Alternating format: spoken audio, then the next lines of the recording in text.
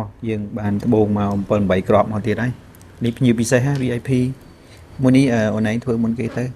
អូខេគាត់ទៅថាបិទឈូឲ្យបន្តទៀតបបលគេមកហើយវាយមកមុនមកបបលរៀងហើយវាយកលារៀបឡើងវិញឲ្យស្អាតទេគេវាយមកពីណោអត់ស្អាតទេតោះអានឹងឲ្យមួយហើយនេះគាត់ឲ្យយើងធ្វើបច្ចេកទេសអញ្ចឹងប្រហែលជាត្រូវយកមានភ្នែកឆ្មាឲ្យគាត់មួយហ៎នេះវា star រត់មកអញ្ចឹងចាំបងអ្នកឈូហើយចាំបងអ្នកឡើងព្រោះវាត្រូវវាបែកមកយើងឈូបែកអស់ឈូបែកសេរីទៅហើយមកគ្រាប់នេះទៀត star នៅខាងលើខ្នងស្អាតដល់មុខដល់បាតហ្នឹងហើយ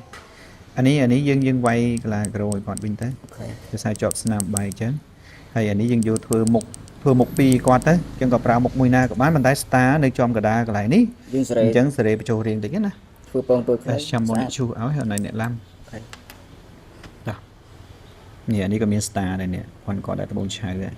ក្តៀងឆៅអញ្ចឹងបងអ្នកសេរីរៀងទៅបងអ្នកសេរីរៀងអូនឯងអ្នកឡាំចាត់ការចាំបងអ្នកសេរីមកឲ្យតោះហើយនេះសិតតែស្រួលទេ